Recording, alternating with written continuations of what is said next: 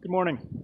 Today we're going to talk about four different terms that have a lot of crossover in meaning, but they do each have distinct meaning of their own, and so I'm going to go into each of them and try and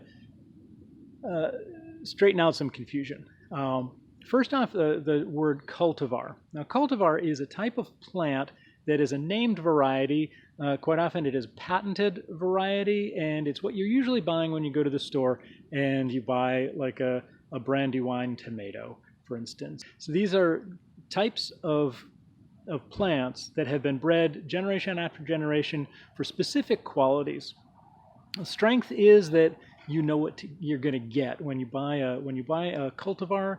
You're going to plant it, and it's probably going to come up as something very similar to what you see on the packet. Sometimes not quite as big and glossy as the packet, but generally you're pretty certain of what's going to come up when you plant them. Now, hybrid. Now, some people will say that hybrids are cultivars, and so I don't have an opinion on that. You could call a hybrid a cultivar.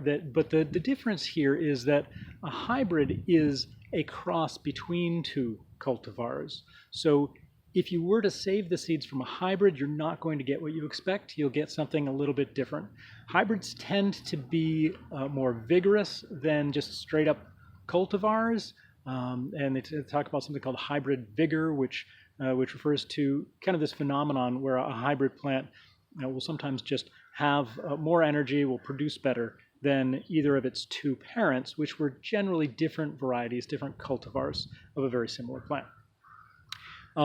So the third term I want to go over is open pollination. Now, all this means is that you've planted a bunch of similar plants and you haven't been very careful about which ones pollinate with each other. And there's some benefits to this.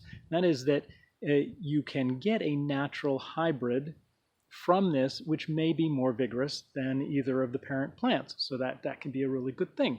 You also, though, have the downside of not really knowing exactly what the quality of the seeds will be when you plant them out. But I often will open pollinate my plants just to see what I'll get, because sometimes you can get something very interesting. And if the two parent plants were good producers, there's a fair chance that you're going to get something that does pretty well as an open pollinated cross. But not necessarily. So it's kind of a roll of the dice. That's what open pollination is. So the last term I want to talk about is landrace. And this is a term that's thrown around a lot, but I think many people don't really understand exactly what it means. A landrace is a genetically diverse group of similar plants that have been grown in a certain region for long enough that they're really adapted to that region. And so you have kind of a unique plant or collection of plants, similar but with some genetic diversity there, that will grow very well in a particular region. And that's really important. The regional aspect of landrace is really important because a lot of people will say, hey, I'm selling landrace seeds, or I'm creating this landrace, without realizing that is a very important aspect. So it's fine to grow a landrace from another area, but once you move it to your area, strictly speaking, you're not growing it as a landrace anymore. It's just an open pollinated seed that came from a landrace that was adapted to another region. That is, unless you happen to get that seed or the seed collection from somebody in your own region, in which case you are perpetuating this landrace. Now, of course, after a few generations, you will have grown your own landrace out of this landrace, and it will now be adapted to your own region.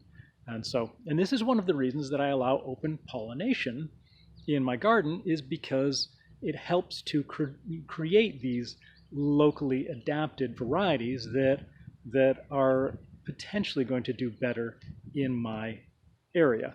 And then I select for the best plants and don't bother saving seeds from the ones that I'm not quite as impressed with. So those are four terms. So you've got cultivar, you've got hybrid, you've got open pollination, and you have landrace. They're all, like I say, they're all kind of, there's crossover in the meaning of each of these, but it is important to understand the difference in terminology when you're throwing it around, just so we can understand each other clearly.